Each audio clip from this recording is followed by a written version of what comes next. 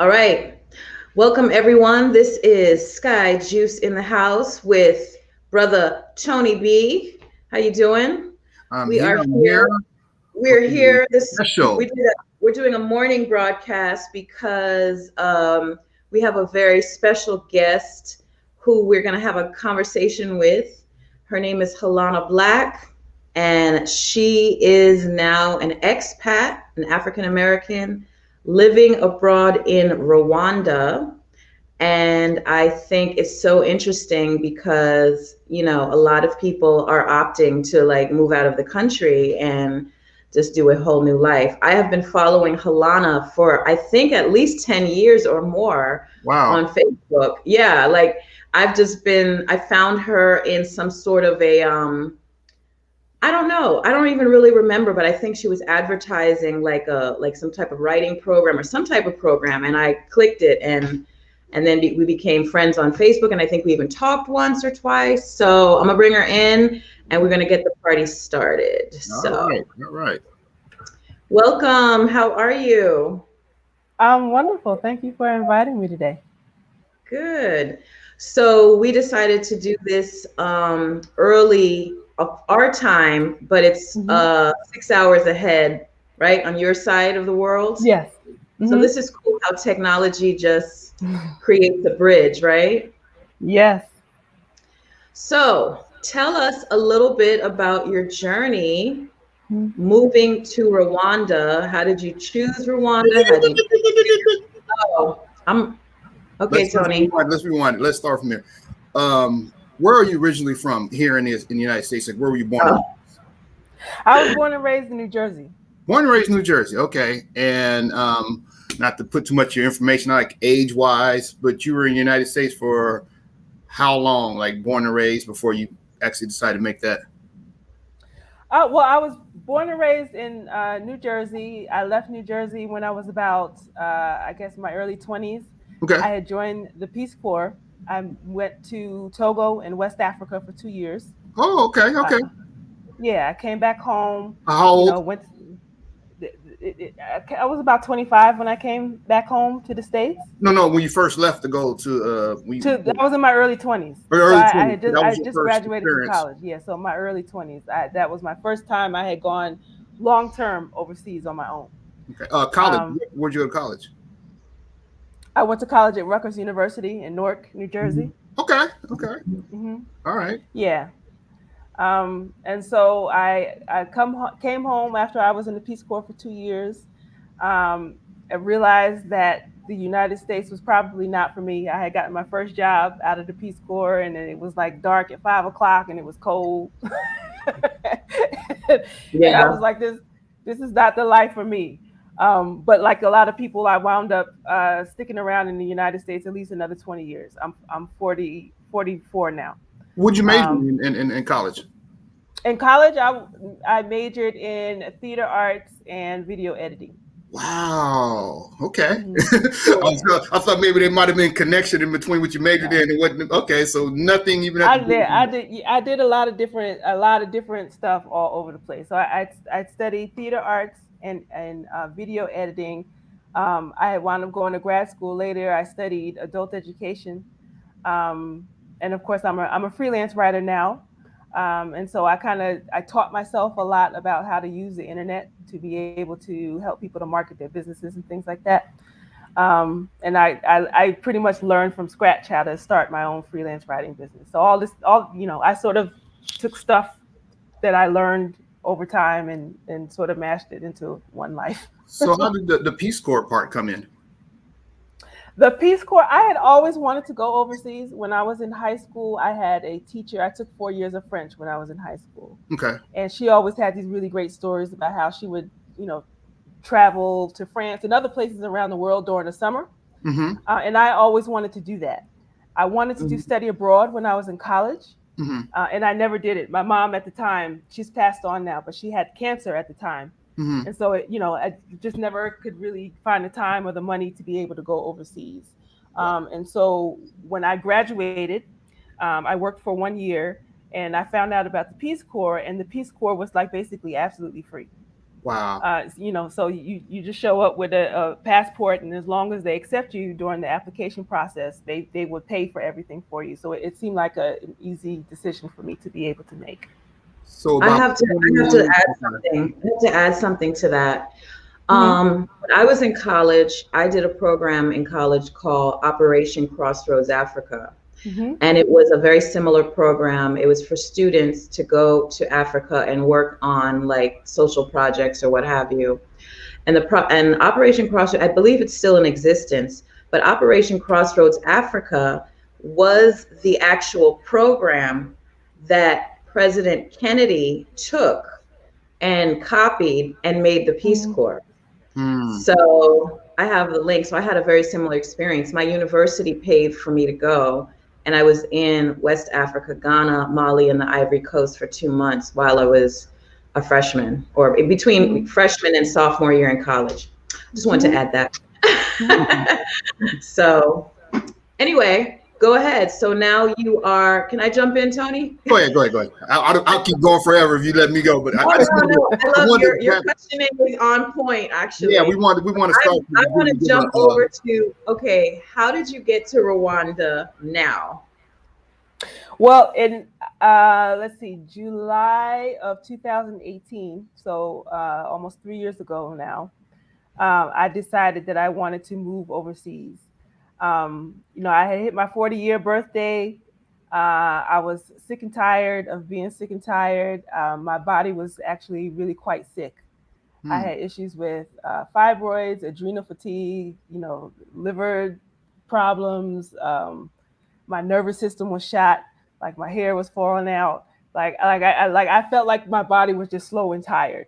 wow. Um, and I really just wanted to go overseas. I figured, maybe that would be a life reset for me. And I had ended a relationship, and so that was the space in which I just said, you know what, I should just take the time now, because if I don't do it, I may not even live to even see see another chance to be able to do this again. And Right. so I decided I saved up like $2,000, not a whole lot of money. Wow. I had a few freelance writing clients that I was working with, and I just took the chance and I said I would go to Thailand. That was where I started. And I Hmm. chose Thailand because it's a fairly cheap country to live in. Like you can get a really nice apartment for $200-300 a month. Food is really cheap. Transportation and getting around is really cheap. And of course, Thailand is a beautiful country. And I figured I would be able to find, some acupuncture or something to be able to work with while I was overseas. Um, and Wait, so like, that you would do acupuncture to clients or that you would receive acupuncture on your I would body? receive it. I would Oh, receive it. I was in no space to be offering anything to anybody. I was so okay. sick. I was looking for healing. I didn't know what I was looking for in particular. I just figured, it was Thailand. Maybe I can get acupuncture or some herbs or something. And so my intention was only to go for 3 months. I figured, if I go for 3 months, if I don't like it, I can always just come back. Hmm. But I went there, went to Thailand, and actually wound up loving the place. Hmm, And I connected with an herbalist there, um, as well as a group of other people who really put me through it was about a 6 month detox process. And of course, in Thailand is a Buddhist country. And so I had Hmm. access to temples and meditation centers and things like that. And so it was really an opportunity for me to be able to relearn how to be able to live my life. hmm. So during that 6 month process, I lost about 100 pounds. Wow. Um, Wow. yeah, I lost about Wow. 100 pounds. I know your face Um, looks way smaller. I was just like, you have transformed for sure. mhm. Yeah, Wow. yeah, I'm a lot happier now. Mm. I fixed, for the most part, I fixed all my fibroid issues. Like my adrenal glands are normal. I had thyroid issues. I was passing out all over the place in the hot sun before. I don't have those problems anymore. Wow. Um, and been able to maintain it. So over the course of the last 3 years, I've traveled.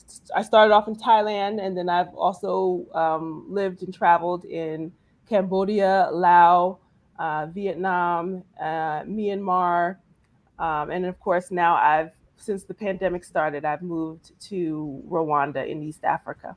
Wow. Mhm. Wow. So when That's one, you almost did like a healing retreat, an extended Mhm. healing retreat. Yeah, And that's I'm still on right. it. You made it a lifestyle. I'm Mhm. excited about that because I really feel like this society here really creates a very unhealthy environment for people. Just the hustle and bustle, the time that we are spending away from what is healthy, the fact that Mhm. when you're out on the road, there's really nothing of quality to eat. I Yeah. mean, the time, I think rest is so ridiculous out here. Like just the Mhm. fact that you don't rest well. Even if people go to sleep, they're not resting. Their body is Mhm. not, their body's still processing a lot of chemicals in their system, all the crappy foods that we've been eating, drinking. I mean, just everything. And I mean, I was on my way to work the other day and I was literally going like 10 or 15 miles an hour and it was in a sea of like a million cars. And I was Mhm. like, this is exactly not where I want to be right now. Oh my gosh. So Yeah. yeah. So how did you go from I guess those are Asian countries up to Mhm. Rwanda? Did you someone like put a little bug in your ear and be like, this is the place to Mhm. go or what? Because I have a few friends in Rwanda besides you. So Oh, okay. what's Well, going on over there? how did I wind up in Rwanda? Well, I was in Vietnam before I came to Rwanda, and when the pandemic hit, the country and the region in general just sort of made foreigners who were on tourist visas made us sort of feel like we weren't able to stay there long term. And so I was, I just wanted to be someplace where I can stay on a long term basis. And I was also thinking about some place where I could sort of start to set up a business and maybe set up a home somewhere on the planet. Just because I just feel like even though the United States is where I'm from, I don't really have any reason to go back on any sort of a regular basis. But I did want to have somewhere, just in case something happens, especially during the pandemic. I could always have a place to call home. And so I Mm, just picked Rwanda because Rwanda's been on my radar for quite some years. I've been paying attention to just how well the country is run and how much the people of Rwanda and really people of other African countries really love this place just because of the good governance and the opportunities to be able to run a business here. Um, mm, and having lived in West Africa before, um, while I love all the other countries that I've been to in West Africa, they just didn't seem like places where I would like want to settle permanently, just because the level of living is just a little bit more complicated than what I feel like dealing with. so when Um, you mhm. I'm sorry. Go ahead. I was gonna say so you graduated college like what maybe 21? Were you 21? How old were you when you graduated? Yeah, but I was about 21. Yeah, 21. about Okay. 21 years old. And at 21, that was your first trip when you joined the Peace Corps and you went to Africa then, right?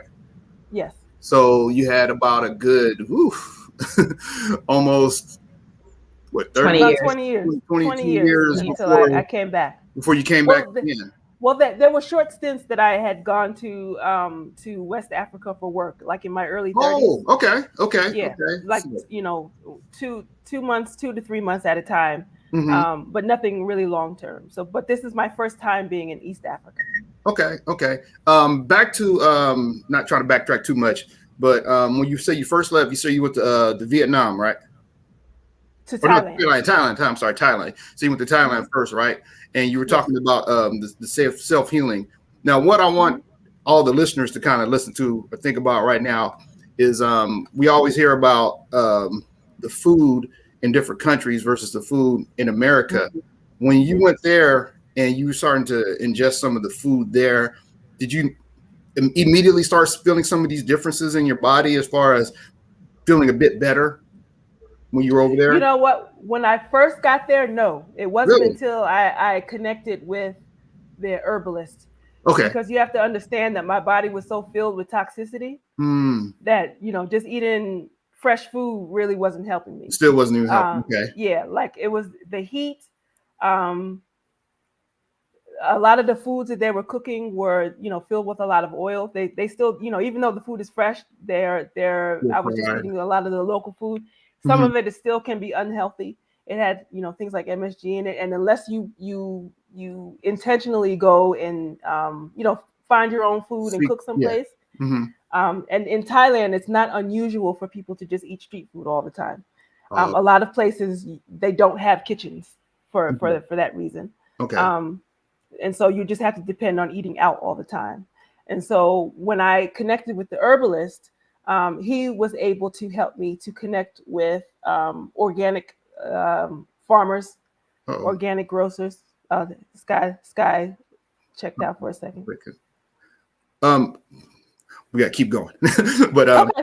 okay, quick, Yeah. So question with yeah. So when I connected with the herbalist, that was when I started to feel better. And even then, it took some time, just to be able to. It took about maybe 2 or 3 months before I actually really started to feel better. okay, now Um, when we talk about that too, and healing yourself in that process, and you said you sought out the herbalist. How much was that? As far as like if you were to compare it, if you were here in the United States to seek out someone like that and to try to get that type of healing, how much did it mhm, money wise cost you to say, hey, mhm. I got this going on. I'd like to get some help and hopefully we can, get better here. Okay. Well, I paid the herbalist. It was like a little under $1,000, I think, for the herbs Okay. as well as his counsel. Okay. So, and he offered me a lot of, like, I got a lot of counsel. A lot. It's not so much the detox is not so much the just the taking of the herbs. Mm-hmm. It's also the sitting down to work out a lot of your life issues. Okay. And Okay. so Okay. I had a lot of things that I needed to grieve, like the passing of my mother. I never really had time. She died of breast cancer when she was 49 years old. Mm-hmm. So I needed time to be able to grieve that. I had, failed relationships that I needed to be able to grieve. Just a whole lot of other things that I needed to be able to work out. And living in the United States, I never really had time to be able to stop my life to be able to do those things. I So it had was I had no sense of resources. Hmm. a total mind, body, spirit healing. It wasn't just the Absolutely. physical. It was the mental. It was Hmm. okay, and emotional and all that. Okay, which is Yes. very important that people need to think about too. 'Cause sometimes you can have the best physical health, but if your mental health Hmm. is not there, that can be just as damaging to your body as well. Yeah. Okay, Yeah. So I paid $1,000 for it, but it may have been, it was worth way more than that, and if you were to because I compare, got way more. I got way more than what I paid for. if you were to compare it, do you think of what it might have cost you in the States? What would you compare it there as far as money wise? I mean, for herbs in the States, you could pay thousands upon thousands of dollars a year just for herbs Mm-hmm. in the States, and the quality of the herbs may not even be that great. Mm-hmm. What you're getting, And what then I you got got the in total. Thailand. Yeah, you didn't just get the herb, you got the herbs and you have the maybe I guess we can call it the therapy. All these Hmm. things when we talk about that for $1,000, which here might have cost you maybe $10,000 for the Yeah. sessions, for the Wow. herbs, for the time and all that. Okay. Hmm. Okay. Yeah. That's Yeah. amazing. So Yes. what is your living situation? I know, people Hmm. always wonder. I at least I wonder, like, what does your housing look like? How do you go to the Hmm. grocery store? Do you go to the market? Like, like people have a visual of what Hmm. living in Africa could be. They don't know it's modern or maybe not, depends on the area you're in. Hmm. Yeah. So I live in the city of Kigali. That's the capital city of Rwanda. Um, Kigali is not a huge city. I would say it's like a medium-sized African city. Um, I live in the neighborhood of it's called Gachudiro, and it's more of a I guess an expat neighborhood. Big, huge houses. I live in an apartment building in the penthouse. And I don't know if people want to look at my Facebook page. I have pictures of views on my balconies. I actually have three balconies on Oh wow. my Okay. my one bedroom apartment penthouse, and one of the views has just a large wide expanded view of just like green hills.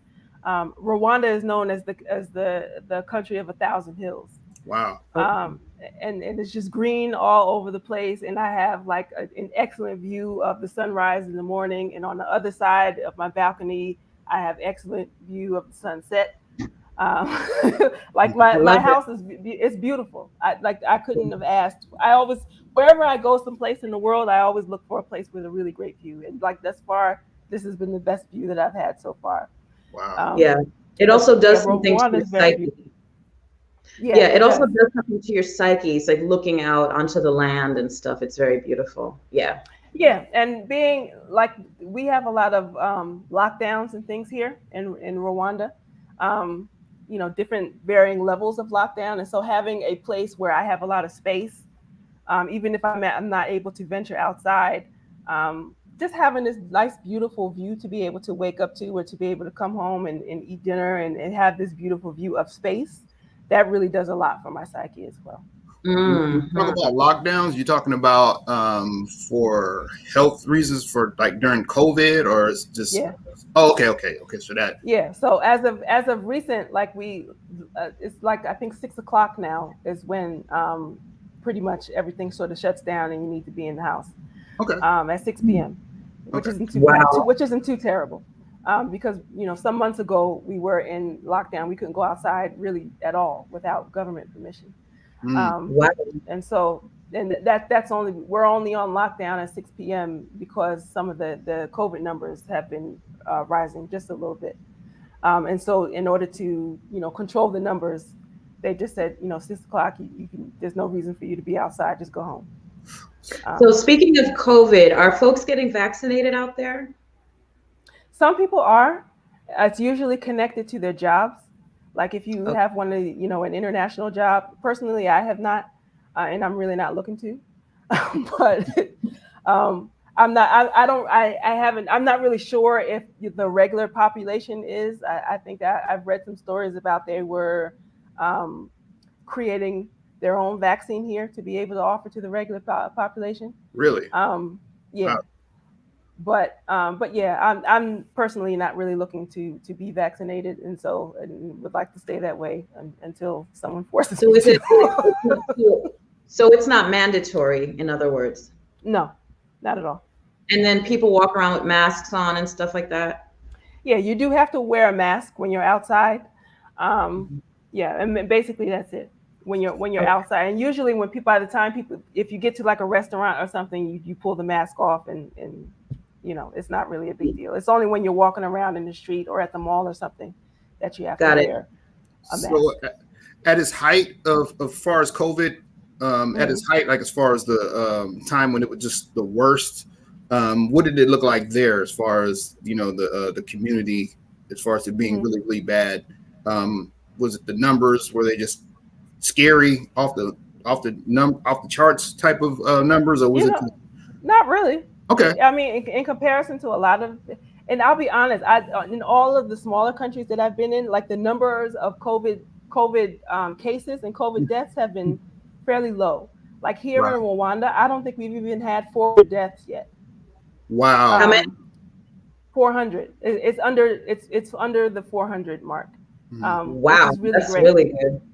But the reason that they work so hard on, putting people on lockdown and sort of controlling how people are moving is because they depend the economy here depends on tourism.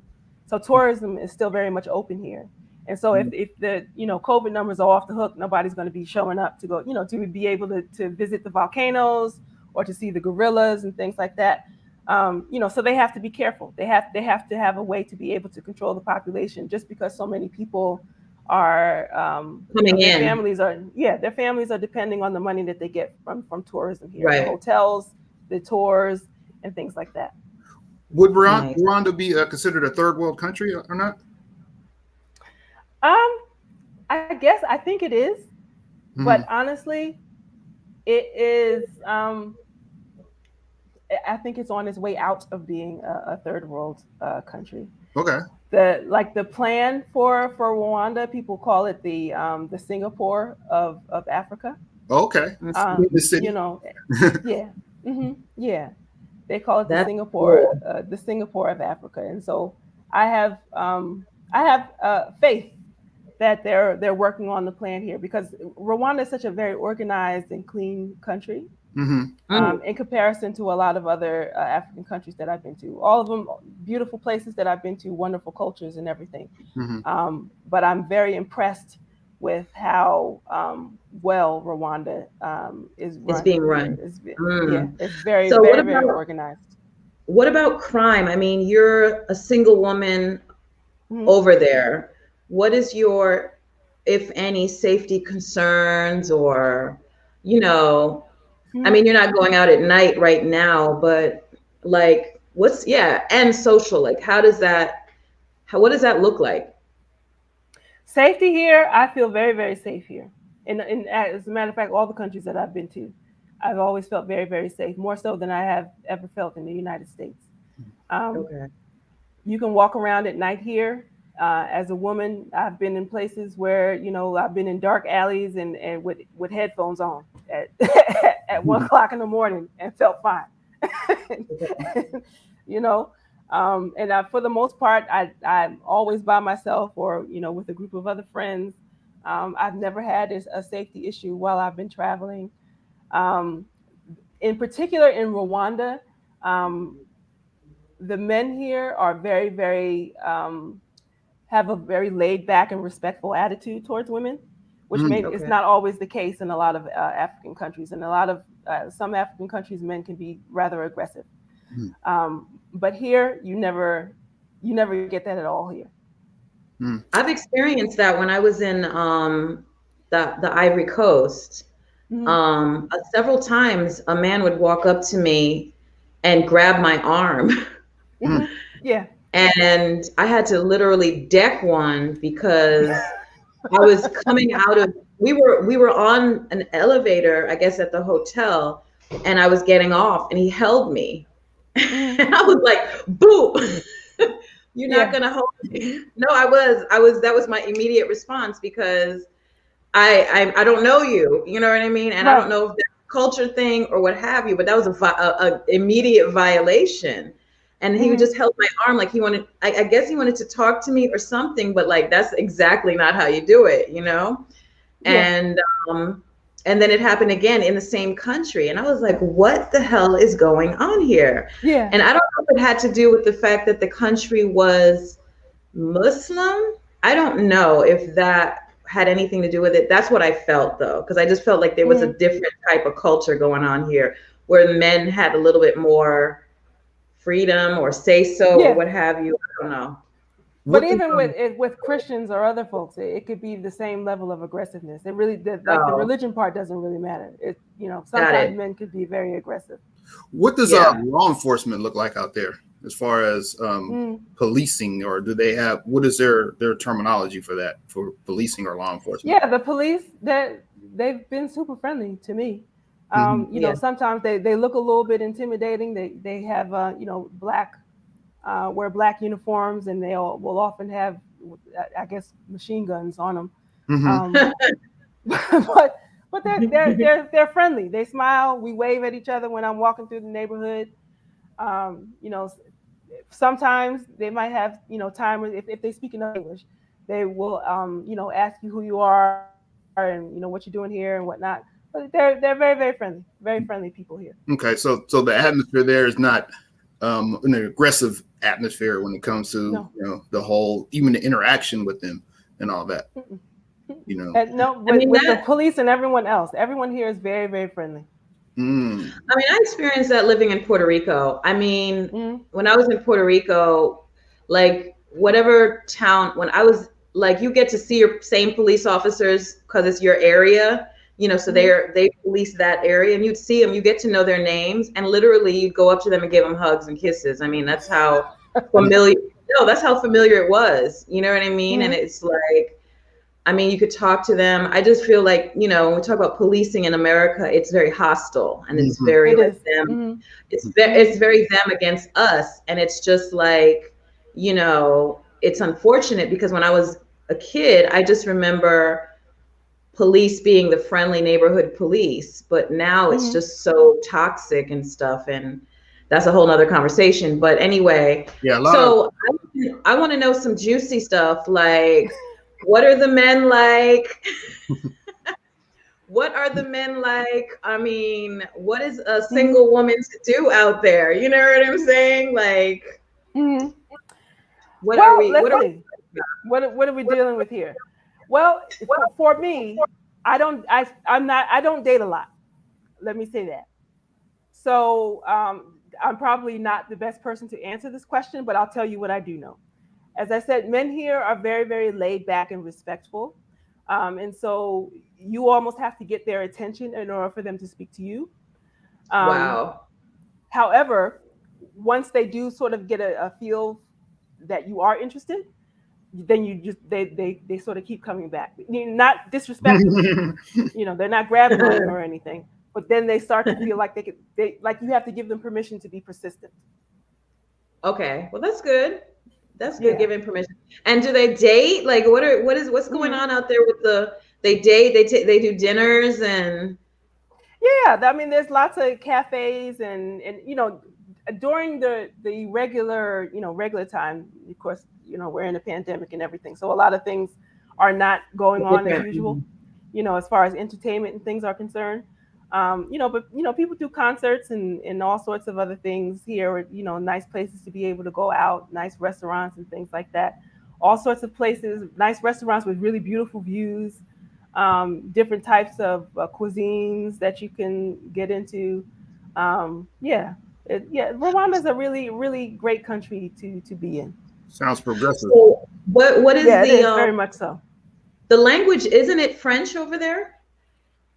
Right now, it's one of the national languages is it's English and Kinyarwanda. It used to be French. Okay. A lot of people here, still do speak French.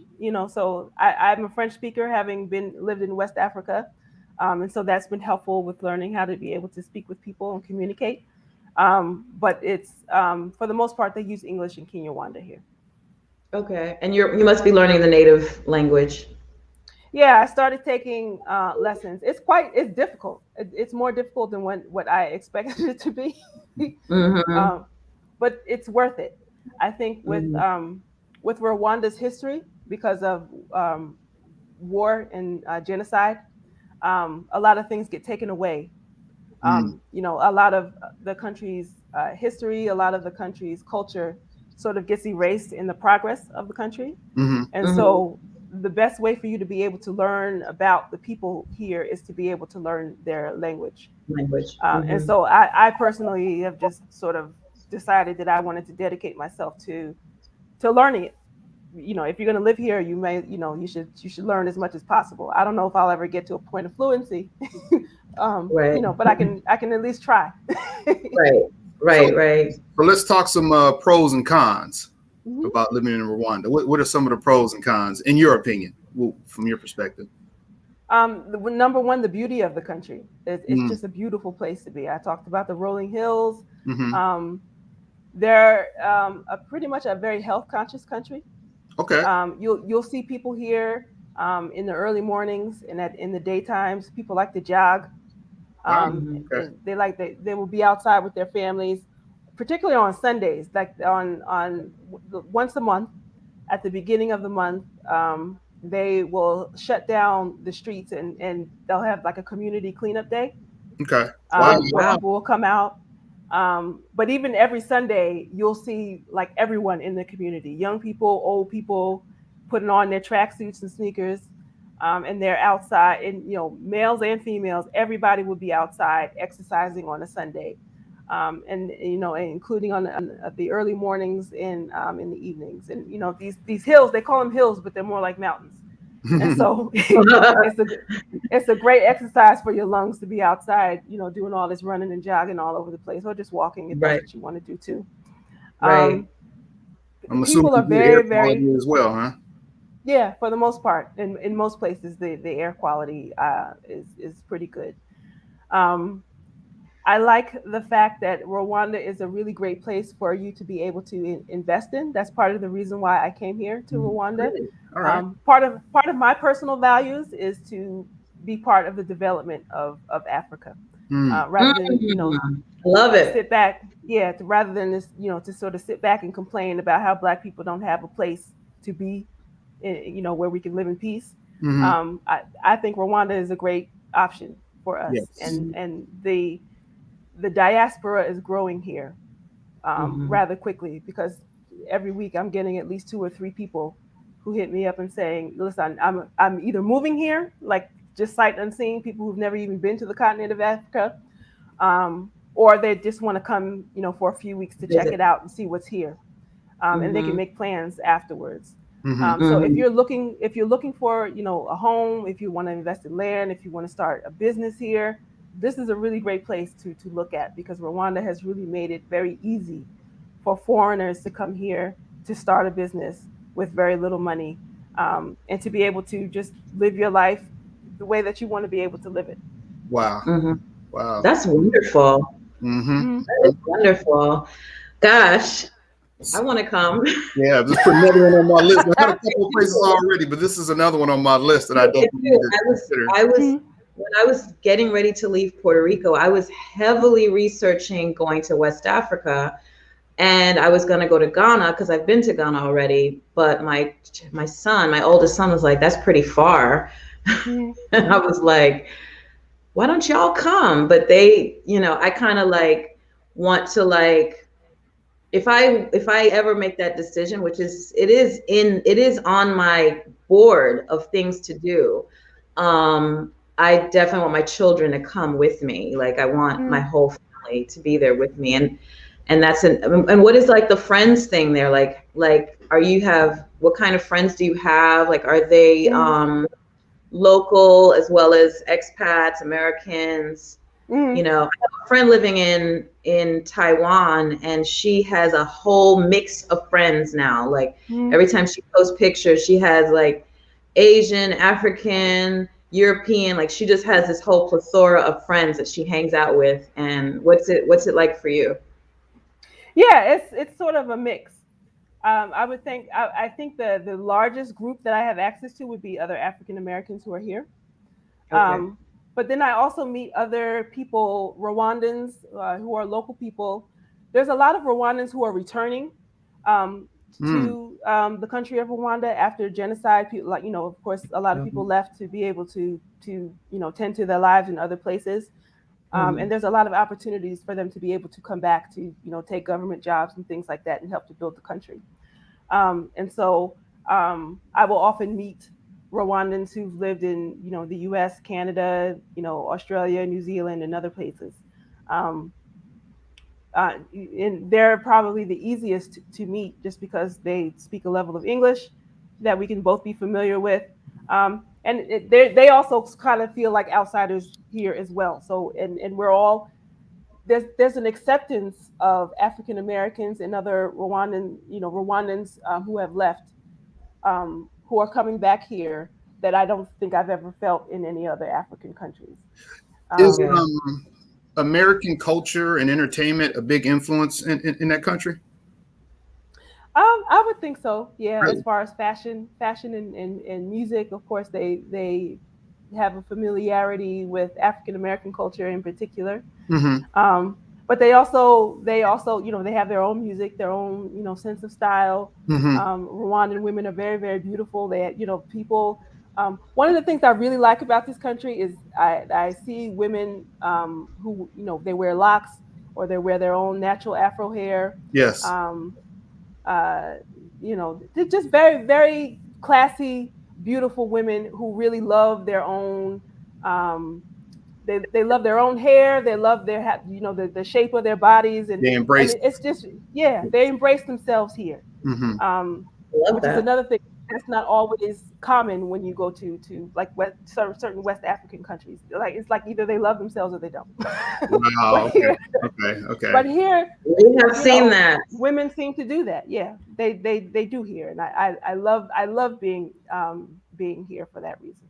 Okay. I know. So you're not seeing a whole lot of weaves and wigs, is what you're saying, No, right? I don't think I've seen a wig yet. To be honest, I don't think I've seen a That's wig. that's a win to me. I mean, I'm not Or a they'll wear braids and wear what you want to wear, but let it be nice. If that's what you're gonna do. yeah, let it look natural. That's my whole thing. I Yeah, don't care about a weave or a wig. Just let it yeah, look like it's uh-huh. not sitting on top. Hmm. But that's just my personal. Yeah. Or people will That's wear braids, beautiful braids. You can get braided styles here, all sorts of things. Is there right. Go, is there Tony. I'm sorry. Is there a religious impact that's there on the because I know like a lot of countries, religion and government kind of have a big influence on the country and the atmosphere Hmm. there. Does that influence the actual country itself, Rwanda, the religious aspect Hmm. of it, or the government, especially of everything that's Not. going on? Yeah, not that I've been able to tell, and I don't think I've really been here long enough to give a full answer for you. Okay. Um, but for the most part, it's a Christian country. Mm-hmm. A lot of people here are Seventh Day Adventists, Okay. but to be honest, people they keep their religious parts of their lives to themselves. Mm. It's not. Stop I pushing don't even see you. a yeah, Okay. yeah. I don't even see a lot of churches here. I couldn't Okay. tell you where the closest church is in my Wow. neighborhood. Oh, Okay. wow. Okay. I don't even know where it is. Okay. All right. So there must be a lot of vegetarianism there because aren't Seven-Day Adventists tend to be like out of most of the Christian Mhm. denominations, Seven-Day Adventists always tended to be like the vegetarians. Because I'm back home in the Virgin Islands, all of the health food stores are owned by Seven-Day Adventists, at least the Mhm. older ones. Is that a common That there? vegetarians, there is a vegetarian scene here. I'm not sure if it's a wide. I don't think it's not really a widespread movement as of yet. Although there are some places that are sort of pushing it, like the places where I get my food from. Like I really don't go to local markets or anything like that. For the most Hmm. part, there I have certain places that you can order. You can order from a ton of places online here and get either restaurant food or grocery stuff. And Delivered? so, yeah, Do they delivered to your deliver? door. Yeah, just Wow. like deliver. And I really, love like that. I eat a lot of fruits and vegetables, and so I just deliver daily. Like whatever I want to eat that day, I deliver. I have it delivered in the morning, and I just eat it throughout the day. What? And a I lot of the love stuff is that. organic. Yeah, a lot of the stuff I is love organic. that so much. I'm so What's the lazy local to go food to the taste like? store. I am. I love Instacart. Like I Hmm. do not go to the grocery store ever again. Like Hmm. I just don't even want to see it. How would you Hmm. describe the local food there as far as the taste? Is it like a spicy type of taste, or is it something different that you've never Hmm. experienced? How would you describe it? Their food is very simple. They like things like a lot of beans and rice. They do Mm-hmm. eat a lot of pork, grilled pork, or meat like kebabs or meat on a stick. Okay. Their food, from what I can tell so far, as far as spices are concerned, it's very very simple. Mm. Um, the best way to be able to get other foods that's more flavorful would have to be like from West African restaurants. Oh, okay. Okay. West African food tends to be a lot more flavorful, in my personal opinion. Okay. Okay. Um, but yeah, but you have access to all sorts of things. Like right now, I don't even eat out a lot. I just sort of cook my stuff at home, and so I've Mm. been able to find places that sell freshly made spices where they Hmm. package it up, and I just have everything delivered to my house, and I make it at home. I love it. I'm so Okay. happy Hmm. you said that. Um, so one of my friends who's in Rwanda also, he talks about what Rwanda needs. And Hmm. he like posts a lot of things. Like he said that if you want to open a business in Africa, open a packaging business where, Hmm. brown bags and like boxes they're Yeah. getting from China, and it takes Hmm. so long to get them. Sometimes they're out of, so people have businesses, they have stores, they have boutiques, they have different things, but they don't even have a bag to put, like they'll run out. And he said Wow. like Hmm. someone just needs to make a bag factory or a or Yeah. box where they make boxes for packaging so they can ship stuff. So what are some of the business ideas that you see would be needed or Hmm. Like say someone is watching this and like, oh, I'm interested in possibly moving to Rwanda. What do you think would be some good business ideas for people Mm. since you've been there? Yeah, eco packaging is huge. Would be a really wonderful thing because anytime, like you can order things like, coffee and tea is very big here. And so when you order it, it'll either come in some sort of a plastic package, and they got to put extra plastic packaging around it, or they top it with foil, and it's just not stable because it could spill all over the place on Mm. the motorcycle ride to your home. Mm-hmm. So I've been saying if anybody can come here and create, just the packages where you have like the four cups, the paper cup holder. Something simple, something simple like that. Yeah, or even just like cups or things to hold food that are biodegradable. That would Hmm. really be helpful. Any sort of agricultural ideas like growing herbs that could be packaged, herbs and spices in particular that could be packaged. Um, while you can, spices you can find here and there, but there's not a lot of them. And I think especially with the number of expats that are growing here, I think people would appreciate more variety of spices. So if you can grow spices and figure out a way to dry them and package them properly and be able to sell them, that would really do well. Wow. Hmm. Um, Things like doing fish farms would be really great. A lot of people are doing things like Airbnb, where you can buy a 4-bedroom home here for less than 100,000. Wow. Okay, Sometimes less than 50,000, depending on where you're going. You could got turn it. it into an Airbnb. Hmm. Currency. What type of currency do they use there, and how does it compare, like exchange wise, to America? Um, they use Rwandan francs here, Okay. and so $10, 10 US dollars is roughly um, 10,000 Rwandan francs Okay. for the most part. And so yeah, So it's if you're buying like if you're buying property, things tend to be quite cheap. Rental can be a little bit more expensive. Mm-hmm. That's just the way rentals go. Mm-hmm. Um, but if you want to buy land or buy a home here, it could be fairly cheap. So like I've seen people buy a modest home of 2, 3, sometimes 4 bedrooms, or even things that they've built themselves from scratch for less than 50,000 US dollars. Wow. nice. Wow. Nice. Big. That's Yeah. really nice. Yeah. Wow. So, you were talking, I think, I don't know if you mentioned the cons, because I remember Tony said, what are the pros and cons? You started talking about the pros.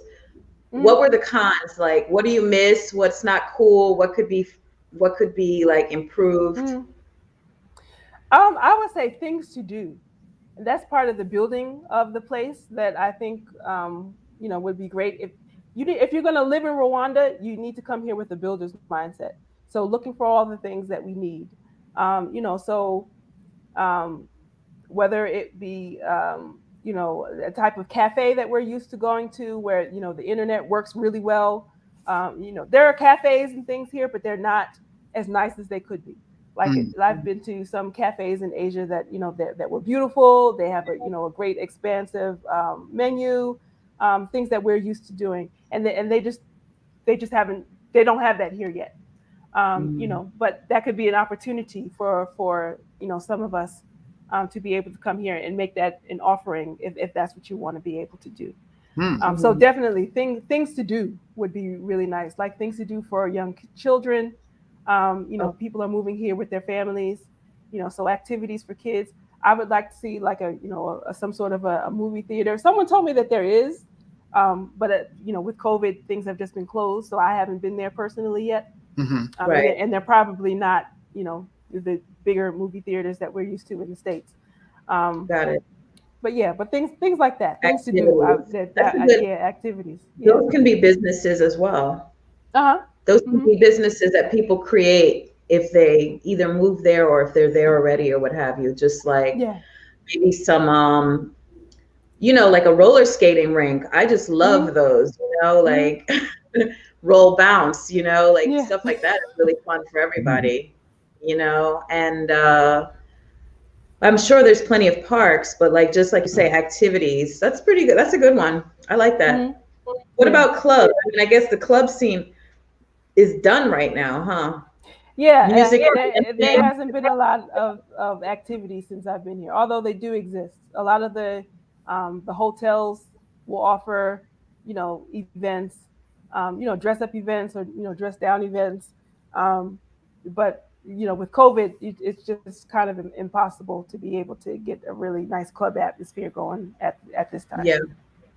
I mean, Atlanta is all the way open. There is, I would just go places. The only place you have to wear your mask is in the grocery store, and I don't even go to the grocery store anymore. But Not even like, me, yeah. I mean, I go places and I'm like, COVID is over. There's nothing, there's not a mask in sight. The music is popping. I mean, it's just like, okay, people have just, they're just done. There's the disease is still flying around. People are over it. They're like, you either get your Mhm. immune system in check or die. Because it's just real.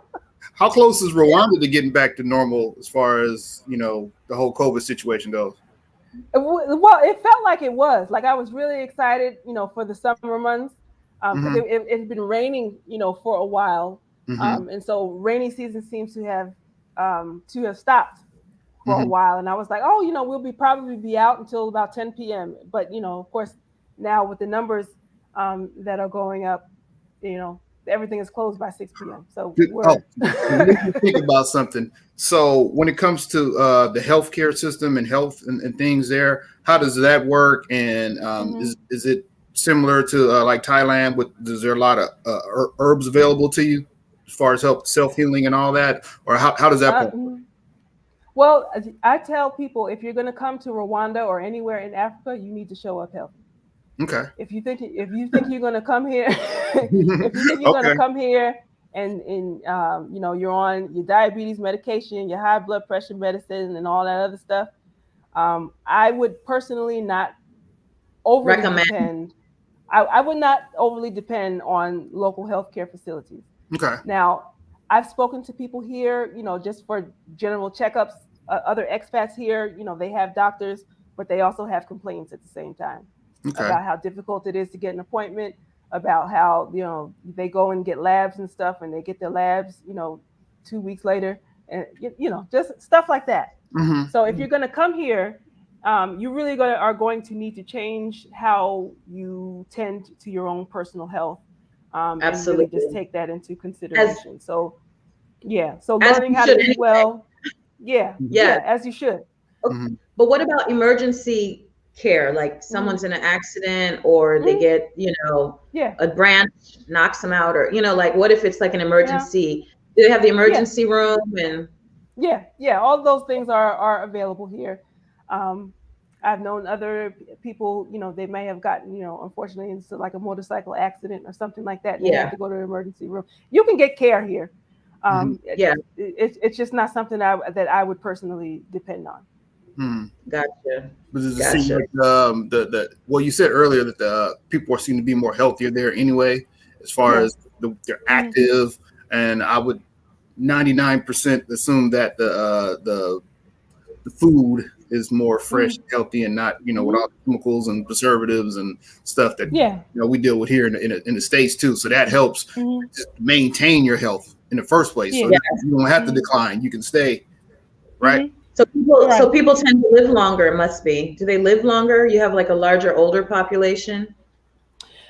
You know what? This I don't know. I don't have numbers, but Okay. this feels like a very young country, Hmm. um, Oh, and okay. and and also, I mean, you also have to remember that there's been war and genocide here as well, Hmm. Right. and so Is that mentioned?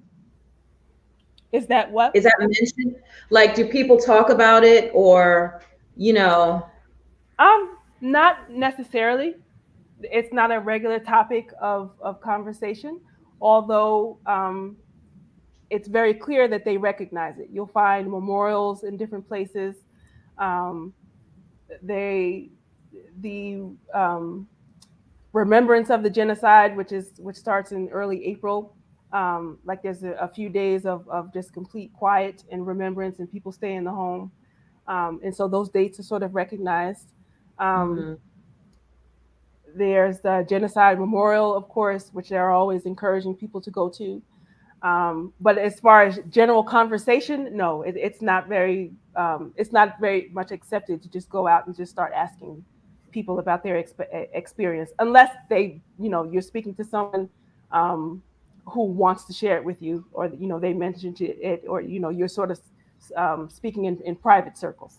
What does the Mm-hmm. news look like out there? Do they have news? Do you even watch Mhm. television? What does the news look like?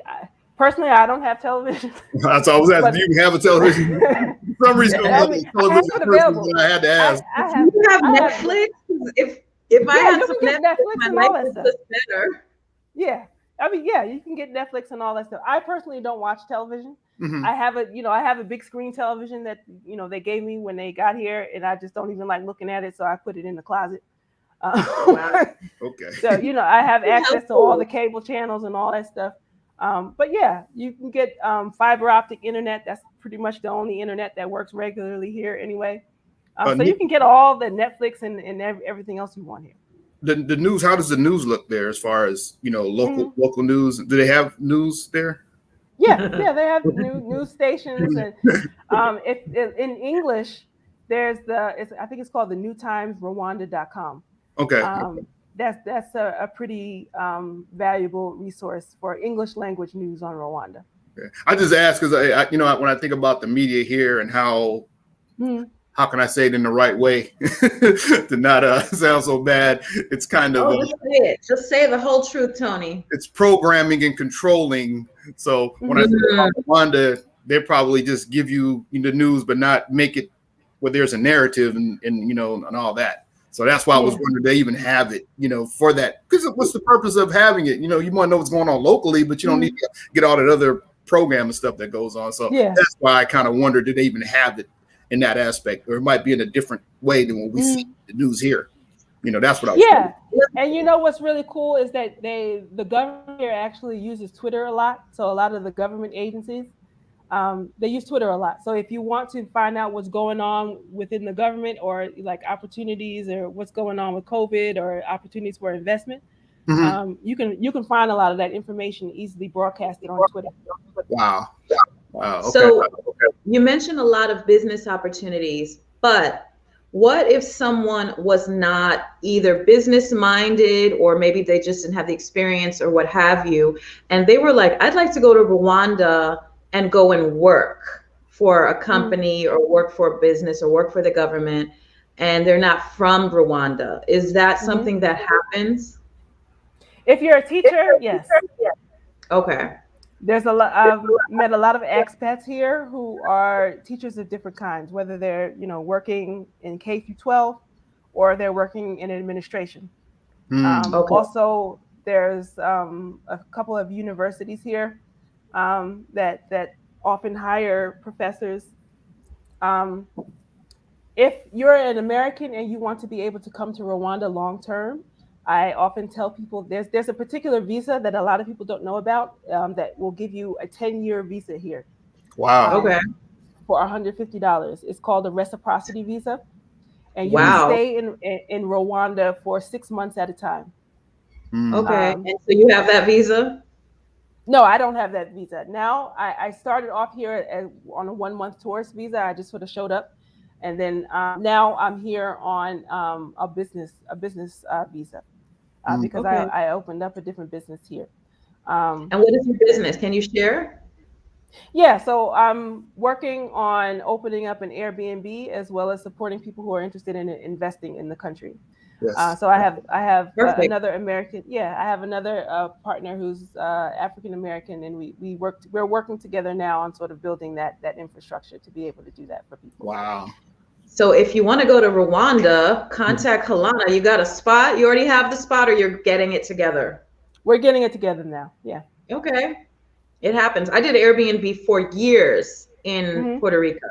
That sustained me mostly for Mhm. years. And I mean, when I first did Airbnb, it was like no one in my neighborhood, in my area. There was like maybe a couple places. Now that area is saturated with Airbnb, and Yeah. I probably wouldn't do it in that area anymore. But hey, that's, I mean, it's a great extra income. So I would do Yeah. Airbnb in a hot flash. So, wow, this was great. I could keep asking you questions All, until the sun comes. all day Yeah, long, yes. I literally can just keep going and going because I mean, my mind is like, what is it like? You know what I mean? But I think we've Yeah. got a good grasp so far of what's going on over there. And congratulations for doing your thing. I mean, it's very brave to like, you know, it's very brave to just go for it, you know, like, and when people Yeah. go for it, it just inspires me because it's so, there's like, there's fear factors, there's other voices in your head, and I just love right now that the world is just more global. Like, Yeah.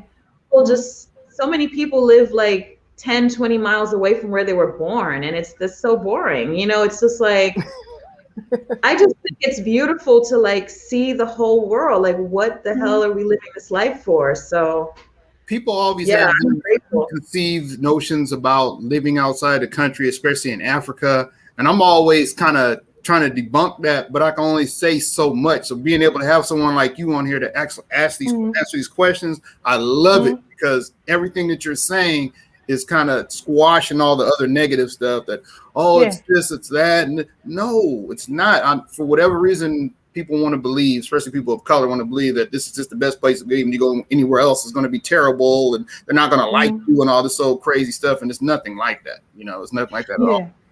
And a really big thing, and I could have mentioned this earlier in our conversation, but it just dawned on me.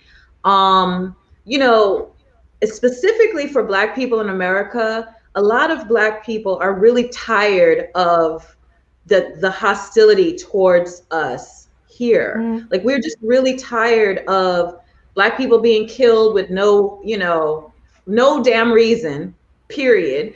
Just like the fact, like, just what did they just give us Juneteenth Yeah. on some bullshit? Like, I'm honestly, no, honestly, I was like, who cares? Like, we've been celebrating Juneteenth without it being an official holiday anyway Go for your years. Right. Like, I've known about Juneteenth my whole life, and I'm just like, oh, now it's an official holiday. It's been an official holiday to me. Number one.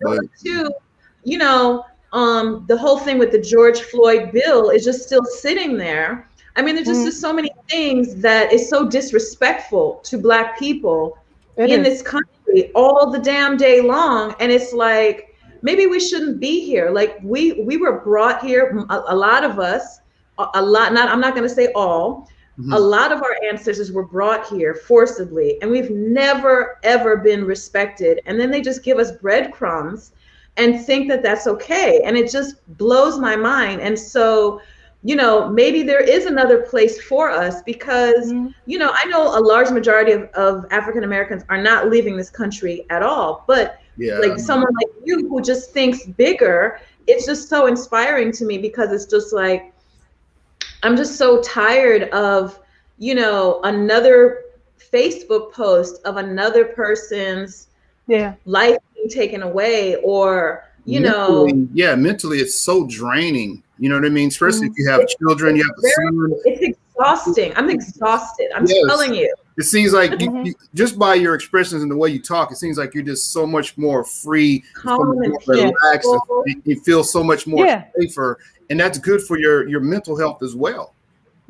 Absolutely. Yeah. I'm here to live a full life with ease. I'm tired of struggle. I did 40 years of struggle in the States. Wow. And it doesn't I feel like we owe someone something. Like we have to stick something out, but we do that at the expense of our own sanity and our physical and mental and emotional well-being. And I choose not to do that. I would rather come to Rwanda and deal, with it's not all, rainbows and happiness all the time. But I feel like I can build in peace here. I don't feel like I can build in peace in America. There's always something hanging on your back. Someone's telling you that you can't do something, or someone that's trying to block you from your own personal progress. And I don't have any of those things blocking me here. So if it feels like Rwanda or whatever country on the planet, Whatever you because the choose. whole Right. world is open to you. Anywhere. Anywhere Anywhere. in the world is really open to you. If Mhm. that feels like a good move for you, I would encourage people to look into doing it. Absolutely. Yvette says, I lived abroad for 7 years and honestly wish I never returned to the US. I know Yvette from back home. She's from the Virgin Islands. She was living in Dubai for a while Mm-hmm. too. And I followed her. Like, I'm always inspired by people who like get on a plane and don't come back. Like, I'm just like, wow, that is so cool. But yeah, thank you so much. I'm just excited because Yes. I just, you know, the funny thing about me is like years ago, I was in a pen pal club, right? Mm-hmm. I don't know if y'all remember pen pal clubs. And I paid for like a membership, and you go on, they send you like a sheet, and I had hundreds of pen pals. I would have to sit there. My mom would bring the mail in, and it would be like all these letters from people all around the world. And I would just start writing letters to them, and it was just like a friend who you don't know. And that kind of went away because people don't mail letters anymore. You know what I mean? Mm-hmm. But I had a lot of friends, and one of them contacted me recently. I don't even know how he found me, but he's like, "Don't you remember we used to write back and forth with each other?" And I don't remember because there was too many. Yeah. But he was like, "Yeah," and he told me so many things that I shared with him. Like, okay, he has to know me. You know what I mean? But I've always been fascinated about the whole world and about people, and yeah, so that's pretty exciting. You just like make me want to go book a flight Man, I'm telling you, like Rwanda, yes, right now. it's on the list. I definitely want to go and visit it. For sure. I know you, and I know a couple other people who are doing very well over there. Haru, he lives over there. I think he just bought like 5 acres of mango trees. And I'm Yeah, just, I know Haru. yeah, I know. I've met You her. know him? You know him? Yeah. Mm-hmm. Yeah. So, I'm just like, mango trees, like I can just sit right in the middle of that little orchard right there and just live because mangoes, so I'll be fine. But anyway, I think this is good for today, and I appreciate the time thing. This was like a struggle for me because I'm like, oh shoot, we got to call her. So thanks for being patient and Yes. working. This is Yeah, no great. I'm problem. going to promote this everywhere. Now, if someone wanted to reach out to you, I can post in the comments, like if they wanted to either get some questions answered or maybe your Airbnb. What would you like me to share for folks? Because a lot of times people watch this after it's broadcast. Yeah, sure. The best way to contact me is just to send me an email, and it's Halona Black, HALONA, Black, BLACK, at gmail.com. Okay, that's easy. Or they can just connect with me on Facebook and send me a message there. Okay, and it's just Halona Black. Yes. Facebook. Do you have a website or anything, or is this sufficient? Yeah, that's fine. Just that. Perfect. So this is broadcast on my Facebook page. It's also on my YouTube page, and we also have the Art of Living with Tony B and Sky Juice YouTube page. So we got a couple different avenues, and yeah, so this was really good. Thank you so much. So we'll be in touch, and have a great rest of your day. Thanks so much for inviting me. Thanks so much for having us and answering all these questions coming from all these different directions and stuff. But love the interview. Been looking forward to it. Love the energy, and peace and blessings to you. Thank you so much. Peace and blessings. All right. Talk to you guys later. Bye.